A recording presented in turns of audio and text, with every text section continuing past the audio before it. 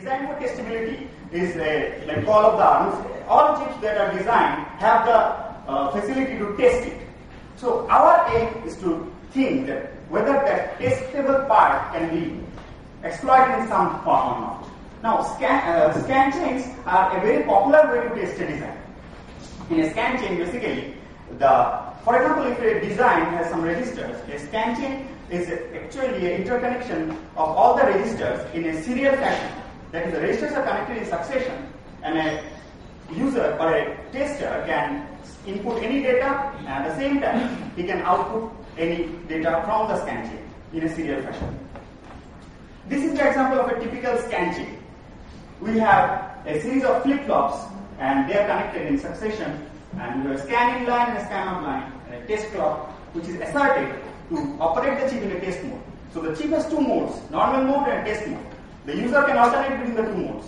He operates the chip in a normal mode, then he asserts the test mode, takes out the data, and compares it with some prescribed format to test whether the design is functioning right or not. So this is the testable part. This is how scan chain based testing works. Yes, now let's see, can this be attacked or not? Scan based attacks. So see, what does actually scan testing give in the hand of an attacker? An attacker can at any point of time stop the execution of an algorithm and just scan out the intermediate state of the algorithm. So by doing that, you will be able to get all the intermediate state values of that algorithm. And from cryptographic point of view, that's very handy, because knowledge of the intermediate state of a cipher can very much reduce the complexity to break it. And we show it that it's really possible that by tapping that information, we can mount an attack. So and one of the very popular examples is that we use these pay TV set-top boxes in our homes. So actually scan-based attacks have been successfully applied to these for a very few dollars to get the keys of that. So it's very nice, you could be watching free movies at your home and just by mounting the scan-based attacks.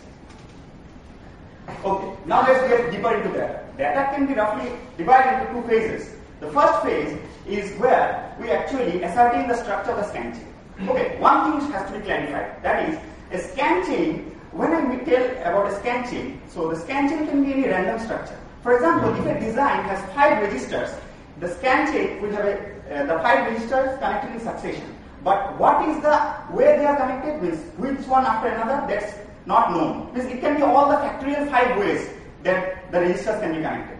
So the first phase of the attack is to ascertain that, okay, which bit of the algorithm corresponds to which register. When I scan out, otherwise I will not be able to interpret the data, what I am scanning out, that which is what. I should be able to identify that. And the second part is deciphering the cryptogram, which we will explain, will be clear in the subsequent slides. So what our study reveals is that due to the design methodology of stream ciphers, they are specifically vulnerable to the first phase of the attack. But the second phase is conditional. It depends on the algorithm. Actually, it depends on the fact that whether we are able to track back to the previous state of the cipher from the knowledge of the present state. Okay, I think I should skip this because a lot of discussions have been going on stream ciphers. And also the eStream project, everybody is familiar, I think. Okay, this is the final portfolio after the revision in September 2008. So there is a total of 7 ciphers that have been selected, and our focus is Trivium. And as you can see, Trivium is a hardware-based stream cipher, and our attack is a hardware-based attack. So it's very relevant in that point of view. Mounting a hardware-based attack on a stream cipher which is hardware-focused.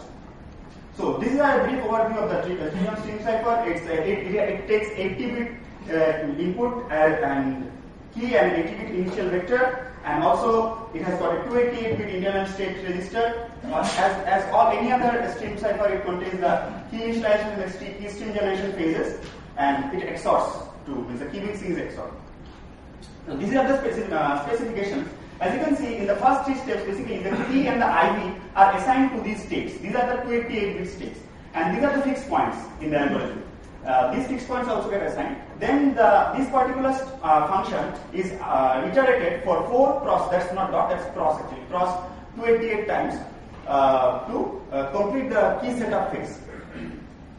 And next is the key stream generation. As you can see, basically 15 specific state bits are used to non-linearly update 3 specific state bits, and everything else is a shift.